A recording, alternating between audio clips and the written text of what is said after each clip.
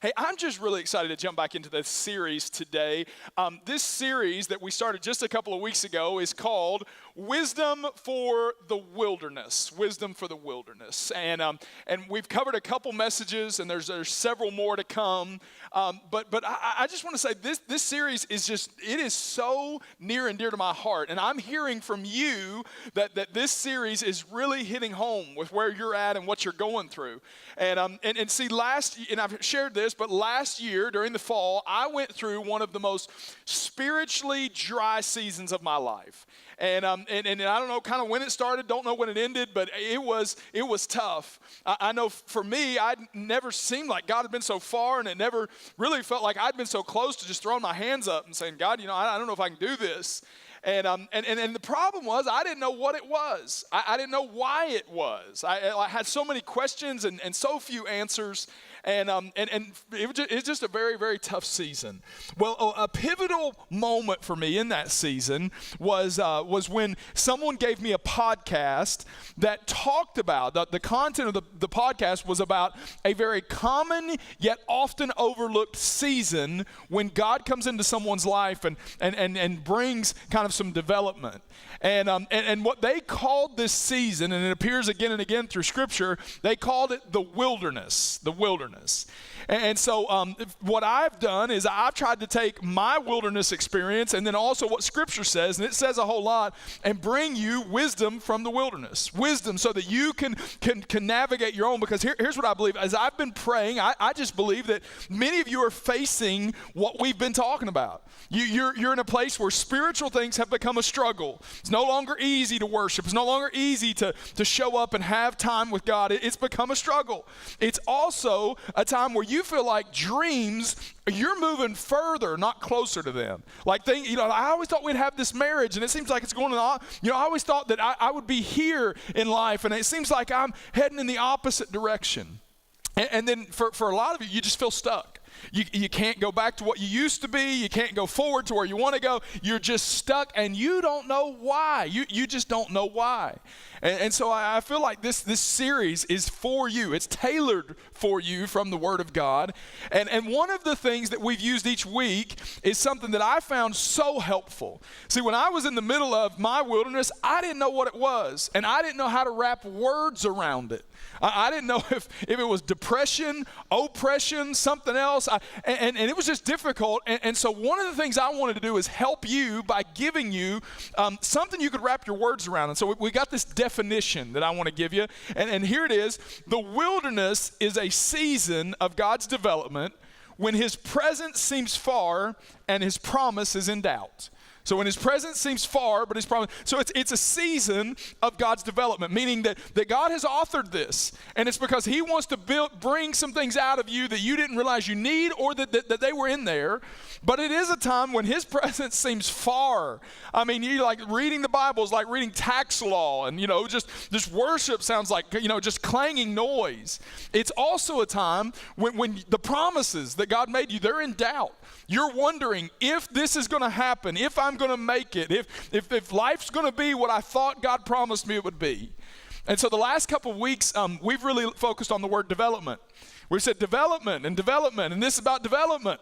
But today I want to focus on the word season. The word season, because here's the reality. It doesn't matter what you're going through. When you're in the wilderness, the most common question is, how long's this going to last? Right? I mean, I don't care what we call it, Pastor Joe. I don't care what the definition is. Just tell me when it's going to end. And so I want to talk to you about it being a season, because that is what it is. And so I want to show you in Ecclesiastes 3:1, give you a little definition of the way God looks at seasons compared to the way we look at seasons. It says, to everything there is a season. Now that's good news. That means you're not going to be here forever. It's not going to be forever. It's a season. It's a season. It will pass. You'll have new season. It's a season. Everything has a season and a time to every purpose. Now, all of a sudden, this reveals something. That this won't last forever, but it will last until God's purpose is fulfilled. And that's a big difference. See, the way we think of the way that God looks at time is we think like he is taken and put us in jail and we got to serve 5 to 7 years and then he'll let us out. Let me tell you, that's not the way God looks at the wilderness. To God, it's not about time past, it's about purpose progressed. So it's not about time past. God's not looking for you to serve so many amount of days. He's just looking for his purpose to be progressed in your life.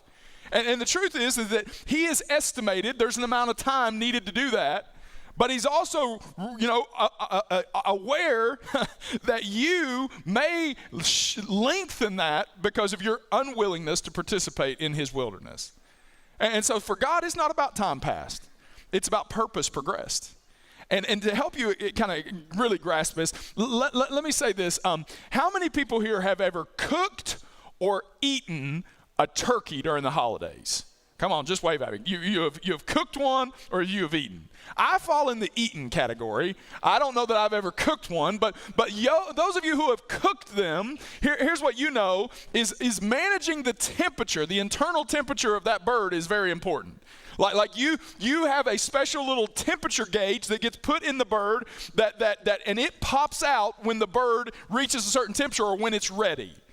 Now the reason that's important is because when the bird is cooking, the appearance can be deceiving. Right? That thing will get brown and it'll get golden and juicy.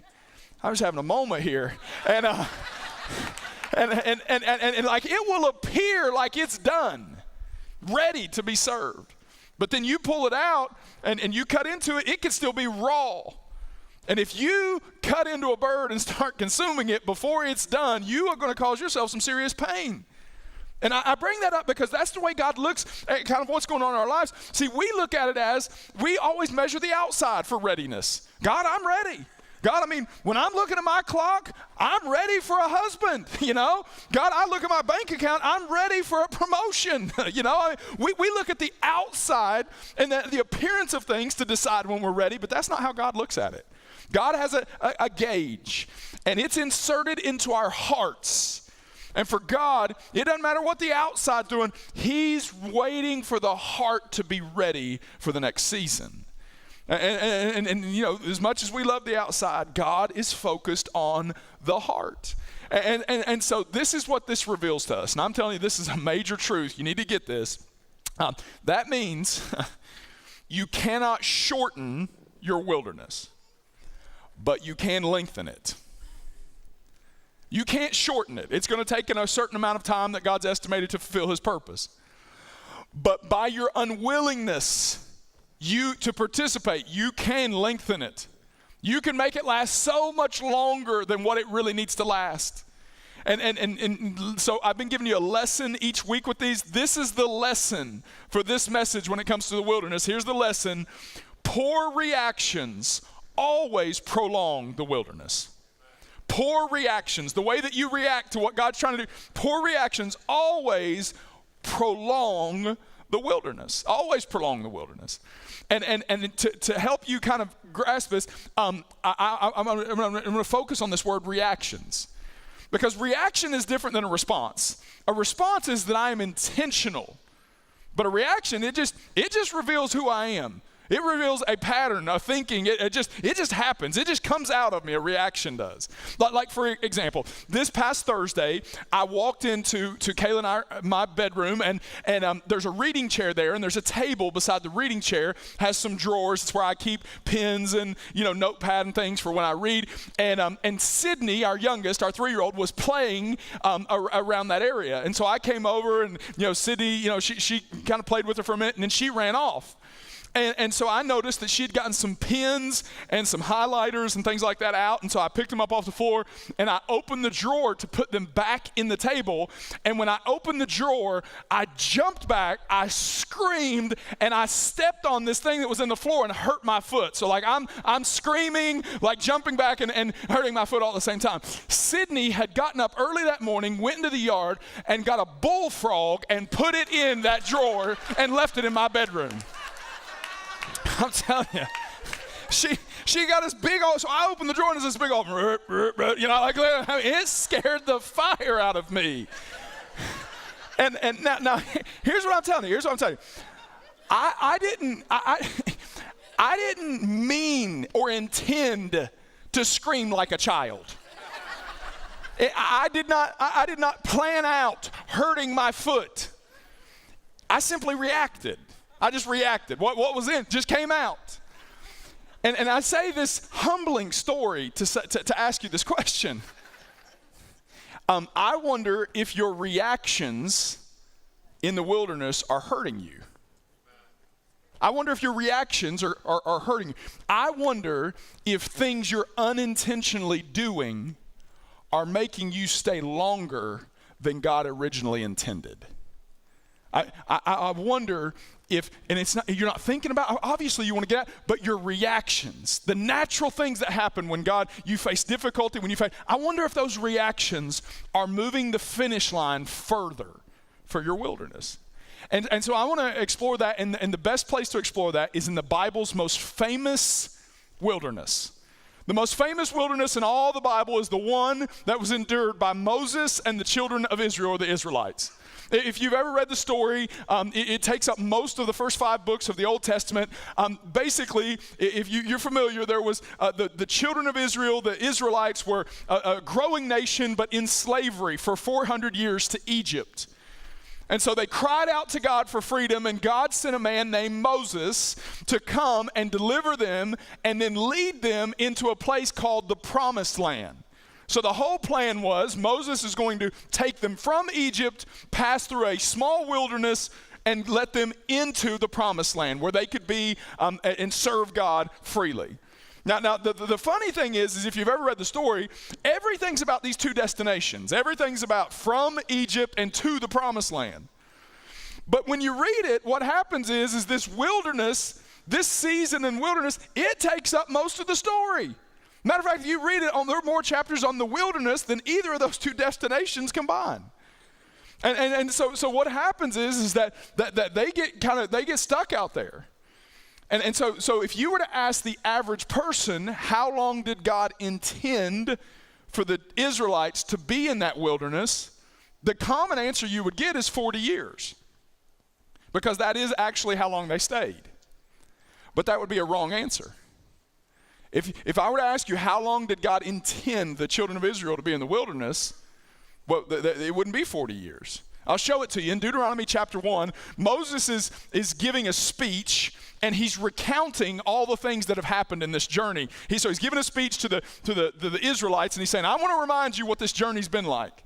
And in Deuteronomy 1:6, look what he says. He says, when we were at Mount Sinai, so once we got the 10 Commandments, the Lord our God said to us, you have stayed at this mountain long enough. And in verse 8 he says, look, I'm giving you all this land, go and occupy it. So here's what happened. This is 1 year after they've left Egypt.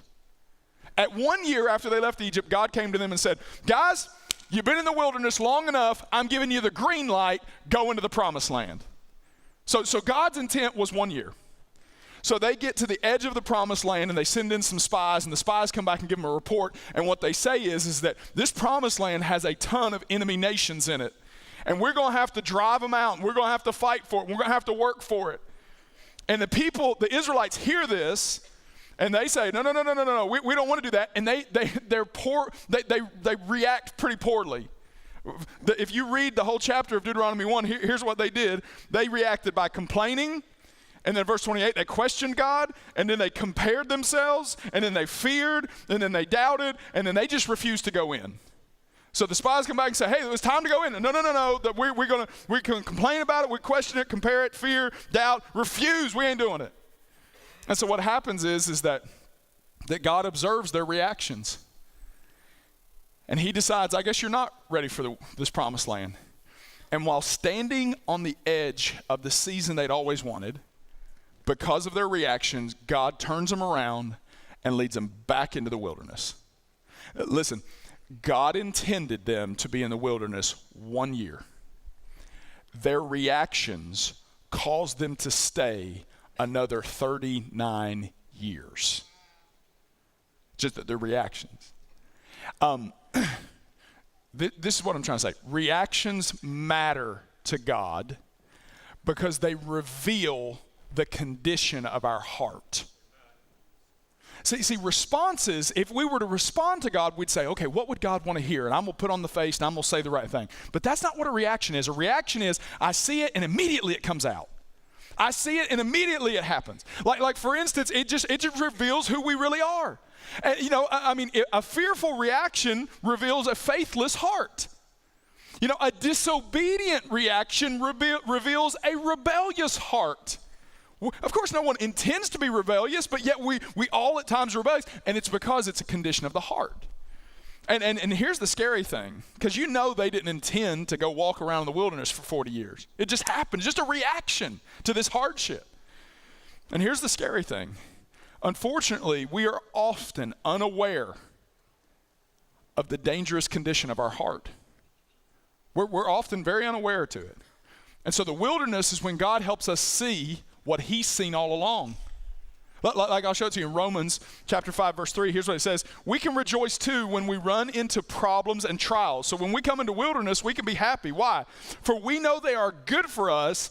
They help us learn. Guess what we learn? The true condition of our hearts. We get to finally see what God saw all along. And let me explain it this way. How many of you are familiar with a stress test? Like you go to the doctor, your stress test, right?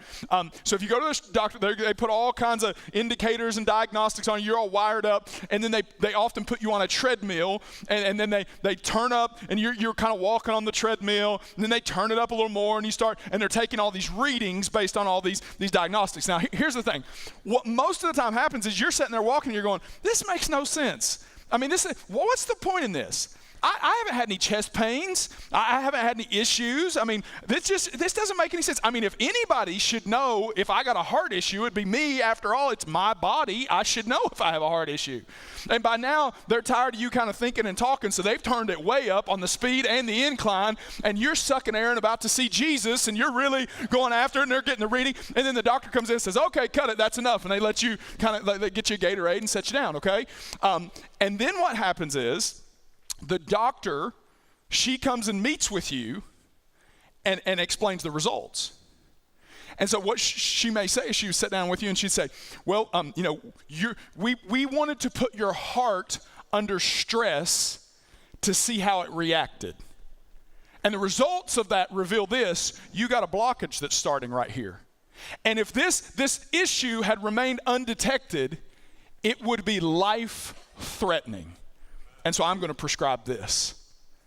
And you're sitting there the whole time. It's blowing you away. You go, I didn't even think I had an issue. But the stress revealed there was something in my heart I didn't know. And I didn't realize there was an issue. And guess what? Now you're much more cooperative to her guidance because you realize there's actually an issue in your heart. That's what the wilderness is. Listen, you can come here, you can listen to the sermons, you can raise your hands, you can read the Bible, you can keep your radio on Joy FM 99.9% of the time. But God knows your heart. And it doesn't matter what the outside looks like. God knows your heart, and he loves putting us in a wilderness stress test to see how our hearts react.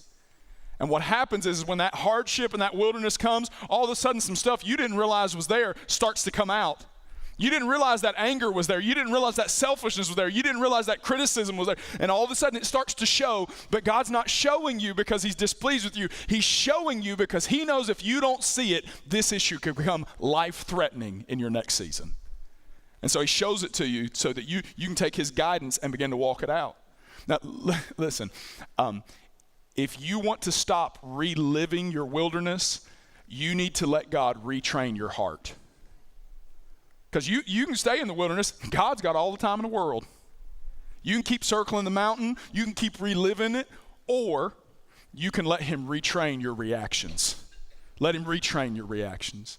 And so what I want to do is I want to pull, there are a lot of reactions in the wilderness, but there really are three main ones that cause the children of Israel most of their issues. And turns out they're still the reactions we struggle with today.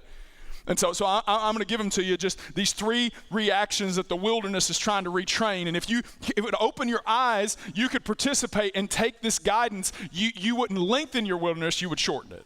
So here's the first one. The wilderness retrains complaining. Complaining. There is nothing more common than in the wilderness than to hear complaining. I mean, if you're in a wilderness, you know it, you got to own it.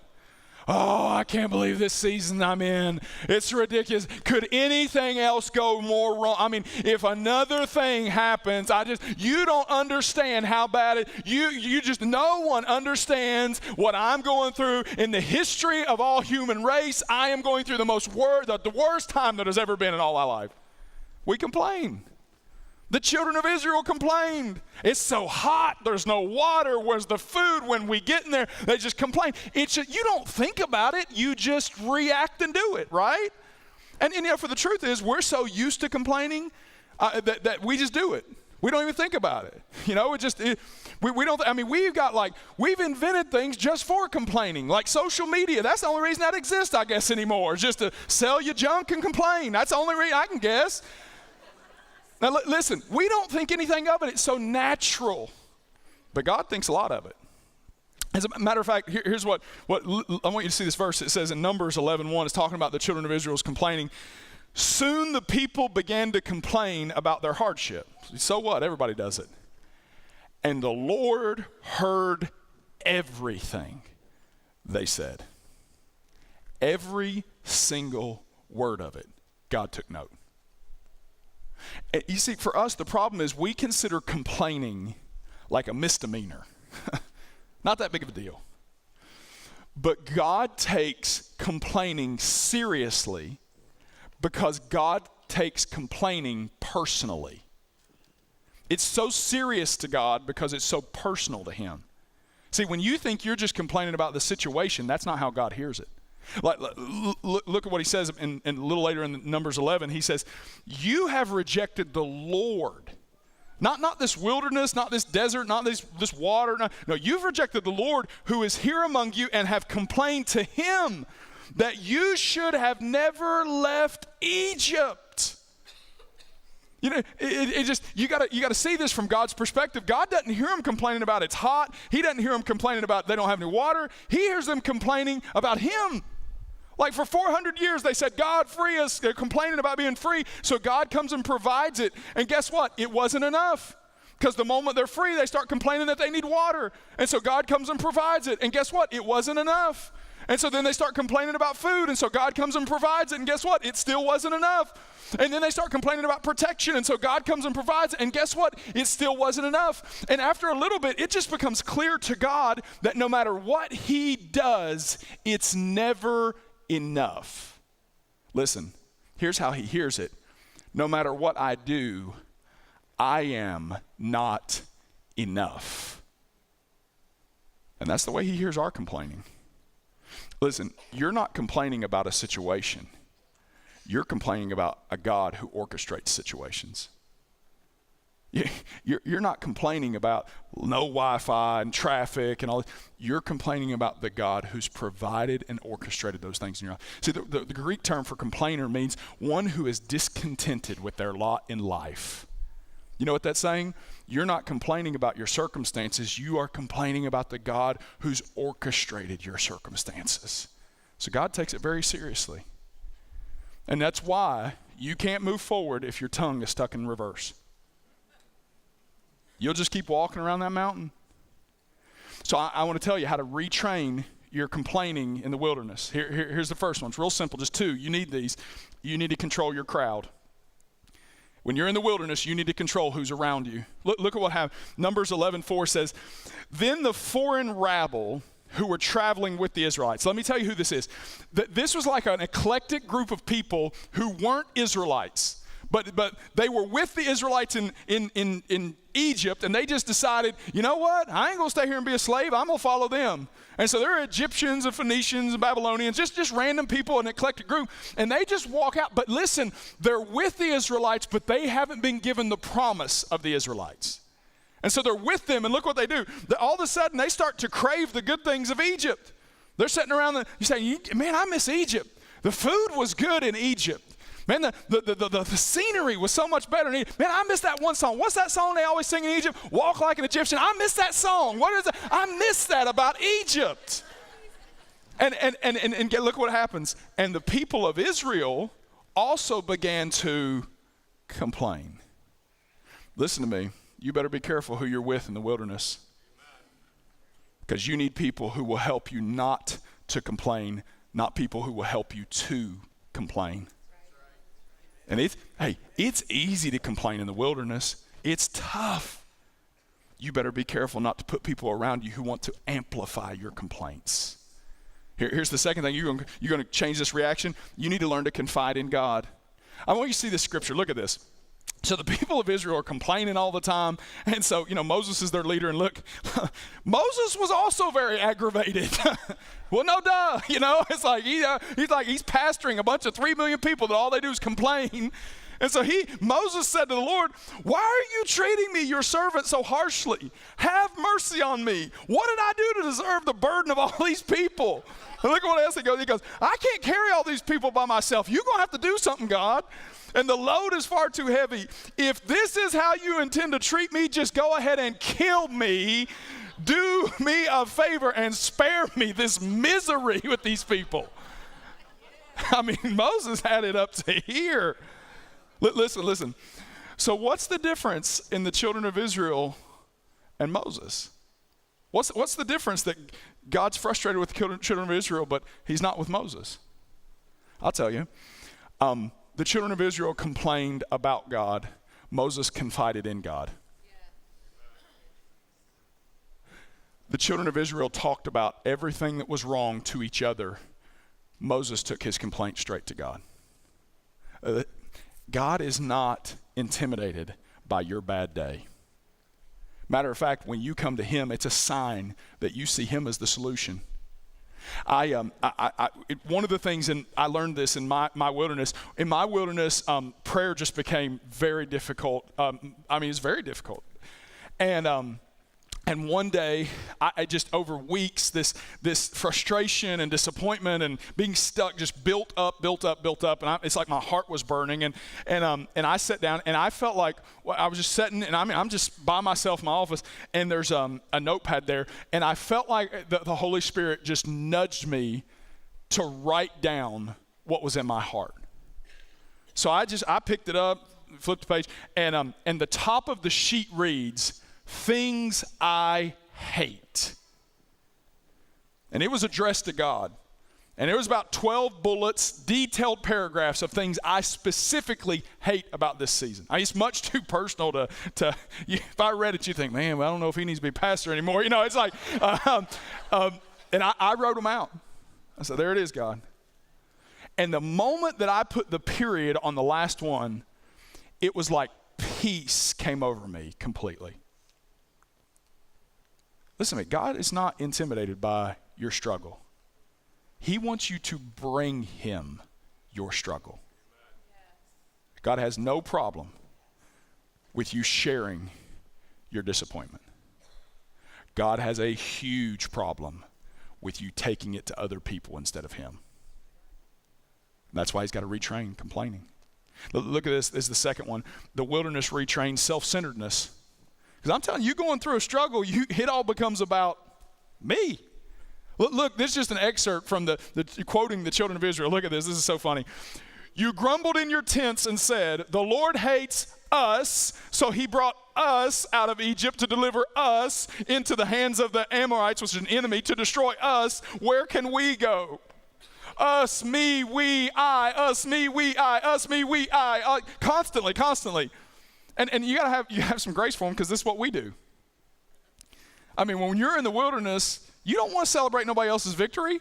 Where's my victory? When you're in the wilderness, you want to bring every conversation back to you. When you're in the wilderness, you want to know why they're not helping you get out of it. We become the center of the world. Listen though, but here's what I need you to get. Living self-centered is living the exact opposite of what God designed your life to be. Living self-centered is living in the exact opposite direction of what God designed you to do. In Genesis chapter 12, verse 3, the Lord speaks. This is the founding of the nation of Israel, and he speaks about why he's chosen this people.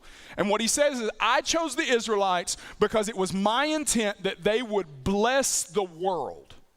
Listen, so it was God's intent that the Israelites would be a people who showed the world what it looked like to be led and loved by God.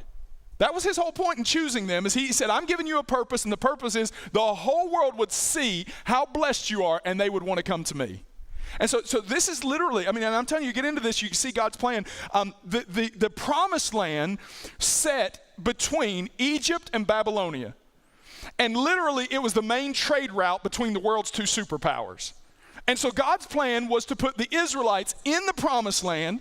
And when people from Babylonia and all the other nations of the world traveled through, he wanted them to see what it looked like to live differently and live for him.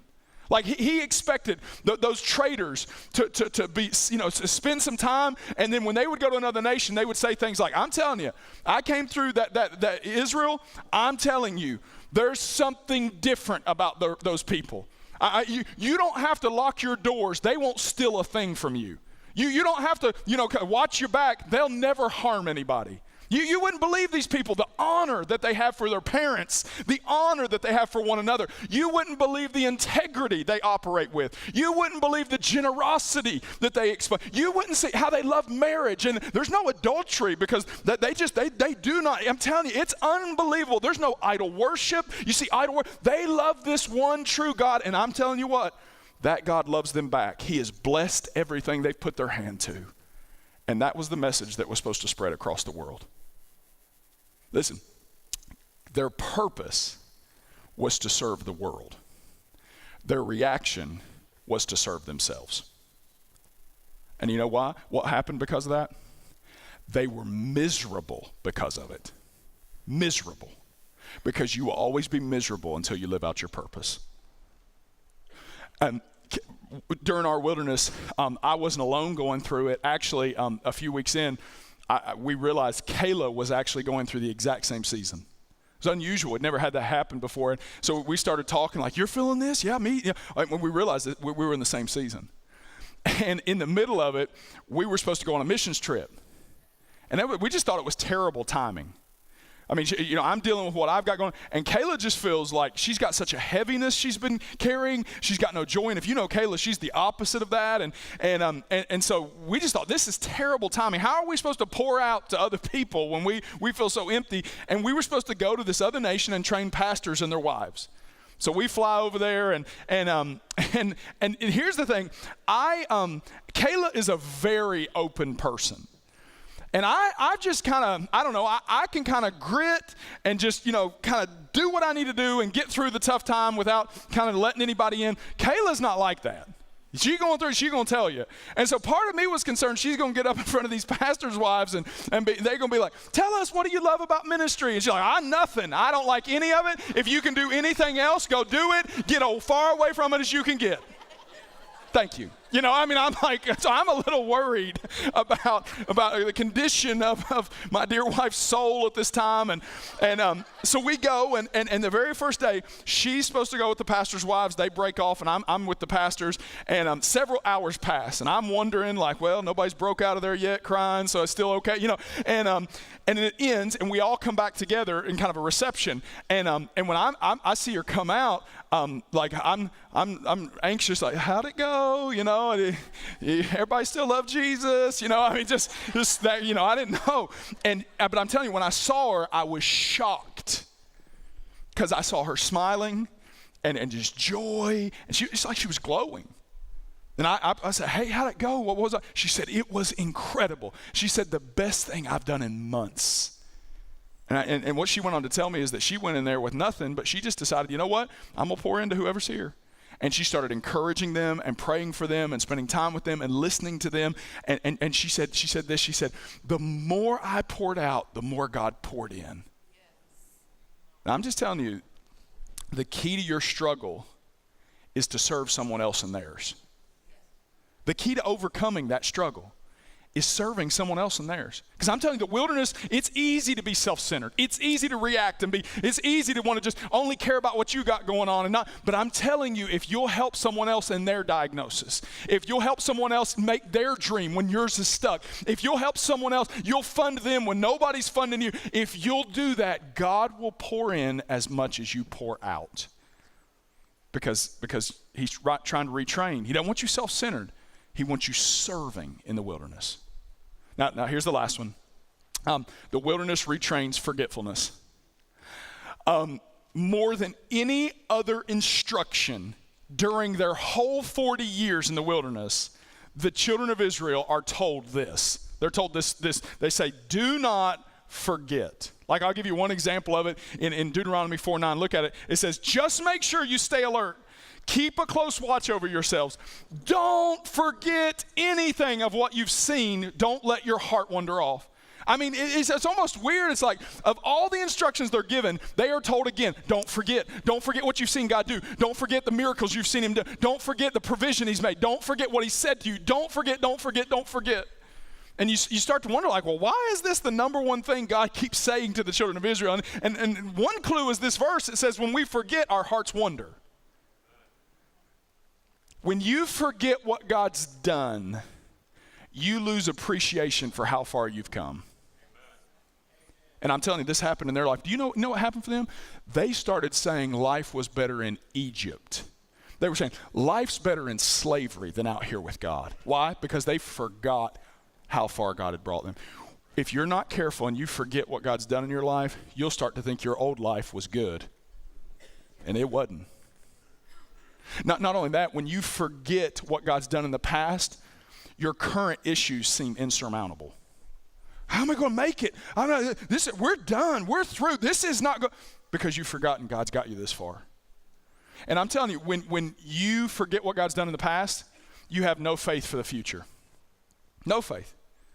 I mean, it's almost laughable. And you have to remember, their life was stretched out for us to read. 40 years of their life in just a few chapters. And you start to read and you're like, how are they worried about going into the promised land? This makes no sense. How are they worried about fighting a few nations? This God of theirs pulled them out of Egypt, defeated Egypt, split seas, put pillars of fire and cloud and provision. How are they worried about this? I'll tell you how they're worried. They forgot he did all that. And when you've forgotten how far and what God's done, you'll have no faith for him to do anything else. And I'll show it to you. Deuteronomy 7:17 and 18. Here's what they said. You may say to yourselves, these nations are stronger than we are. How can we drive them out? How can we win this? How could we be victorious? I'll tell you, here's how. But do not be afraid of them. Remember well. What if your victory is not tied up in you trying harder, but remembering better? And it said, the Lord your God, what he did to Pharaoh in Egypt. I'm just telling you, we have a propensity, an inclination, a reaction to forget all the good things God's done. And it's something the enemy invites us into, and when you enter into it, it starts to erode your faith.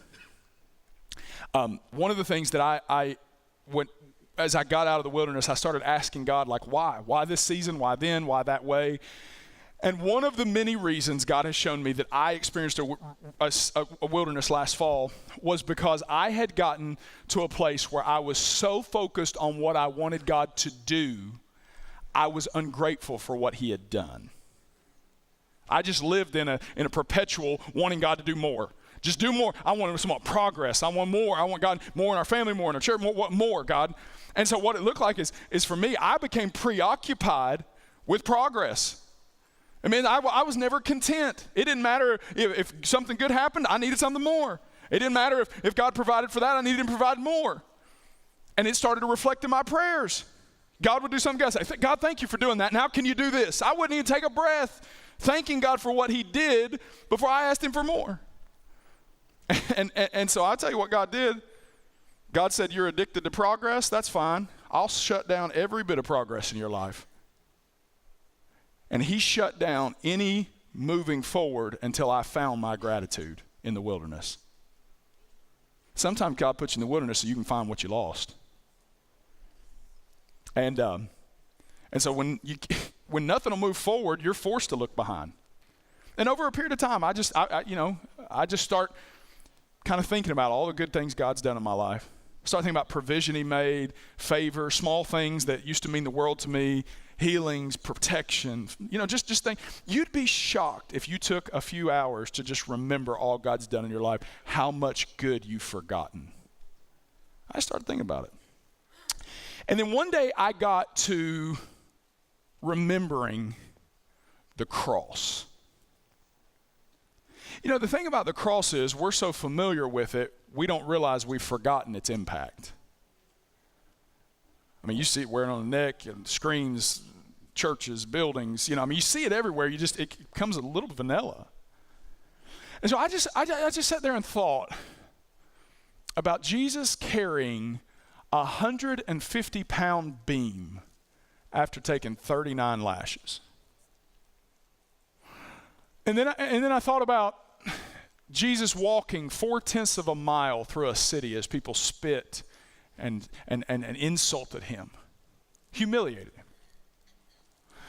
him. And then I thought about when they got him to the hillside, they laid him on this cross, and then they put 8-inch metal nails through his wrists and his ankles. And then I thought about once they hoisted him up, that it was not all over quick. 6 hours he hung in the burning Middle Eastern sun. And then I thought, all that, and he's 100% innocent. And then I thought about the 12 words, 12 unfathomable, 12 astonishing, 12 mind-blowing words when he says, Father, forgive them, for they do not know what they are doing. And then I remembered, I'm them. I'm them. And I don't know how to describe it, but somehow just remembering that, it's like it rewired me. It's just like it rewired me. It took the cross as common and made it as the most precious thing in the world again. Today I cannot sing about the cross. I can't think about the cross. We can't have a conversation about the cross for very long before my reaction becomes my eyes filling with tears, my heart filling with gratitude. I'm just saying, that's the way I am now. And it's not a show. It's not. We sang Wednesday about the cross, and I'm weeping thinking about the cross. It's like it rewired. It totally rewired my reaction.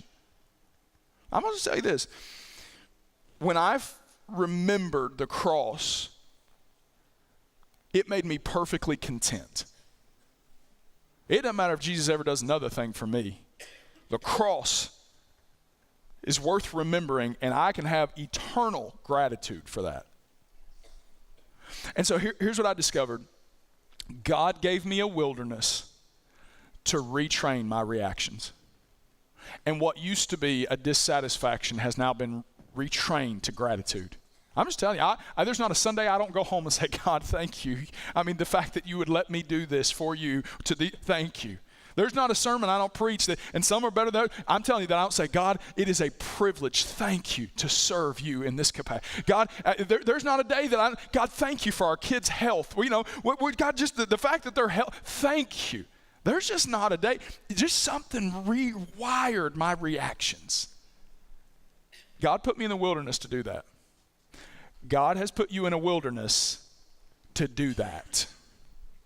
He's put you in a wilderness to retrain your complaining, to retrain your self-centeredness, to retrain your forgetfulness. You let me sum this sermon up and wrote just 6 words. Here it is. Be quiet. Serve others.